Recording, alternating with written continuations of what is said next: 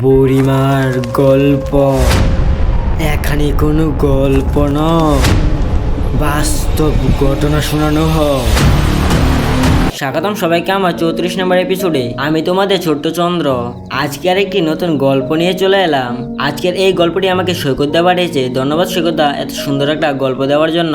আর আপনাদের কাছে যদি এরকম কোনো গল্প থেকে থাকে তাহলে নিচে দেওয়া জিমেলে গল্পটি পাঠিয়ে দিন। আপনাদের দেওয়া গল্পটি আমি ভিডিওর মাধ্যমে তুলে ধরবো। চলো আর বেশি কথা না বেরিয়ে সবাই মিলে গল্পের দিকে এগিয়ে যাই। রাত তখন 2টো, সবার ঘুম গভীর। হঠাৎ ফোনটা বেজে উঠলো। সায়ন্তিকা ঘুম ভেঙে ফোনটা ধরলো। হ্যালো, তুমি আমার মুখ দেখেছ? এখন আর পালানোর সময় নেই।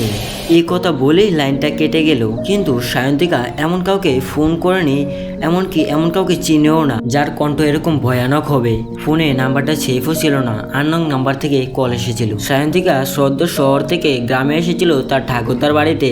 এই বাড়িটা 1925 সালের বানানো। গায়ের লোকেরা বলে ওই বাড়িতে কারোর মুখ দেখা নিষেধ, বিশেষ করে আয়নাতে।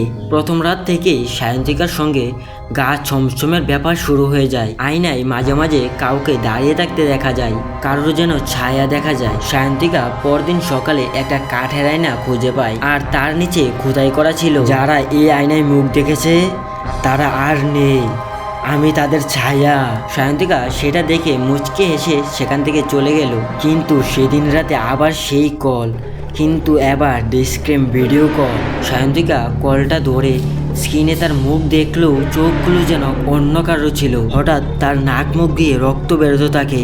তখন ভিডিওটা বন্ধ হয়ে যায়। সায়ন্তিকা তখন বয়ে ফোনটা মেঝেতে ছুঁড়ে ফেলে দিল। কিছুক্ষণ পর সে ফোনটা আস্তে আস্তে ফ্লোর থেকে তুলতে গিয়ে একটা ডায়েরি খুঁজে পায়। আর সেই ডায়েরিটা খুলতেই দেখতে পায় তার ভিতর লেখা, 1952 সালে আমি এই আয়নাতে দেখতে পাই আমার পেছনে দাঁড়িয়ে আছে একজন মুখহীন নারী।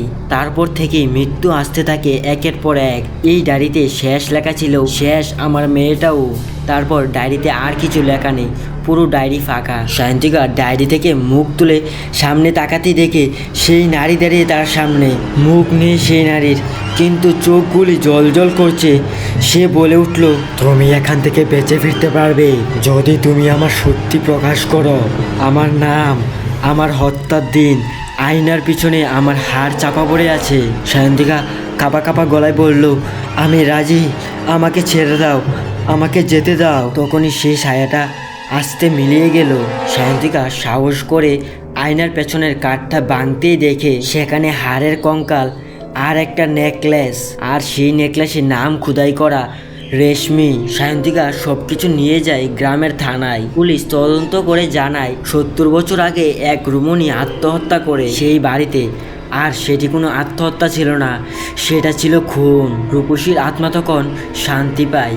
আর সায়ন্তিকা যখন গ্রাম ছেড়ে শহরে যায়, তার স্বপ্নে সেই নারী ছায়া এসে তাকে মাঝে মাঝে ধন্যবাদ জানায়। আজকের এই গল্পটা এই পর্যন্তই। আর এই গল্পটা কেমন লেগেছে কমেন্টে জানাবেন। আর আপনাদের কাছে যদি এরকম কোনো গল্প থেকে থাকে তাহলে নিচে দেওয়া জিমেলে গল্পটি পাঠিয়ে দিন। আপনাদের দেওয়া গল্পটি আমি ভিডিওর মাধ্যমে তুলে ধরবো। সবাইকে অসংখ্য ধন্যবাদ ভিডিওটা শেষ পর্যন্ত দেখার জন্য।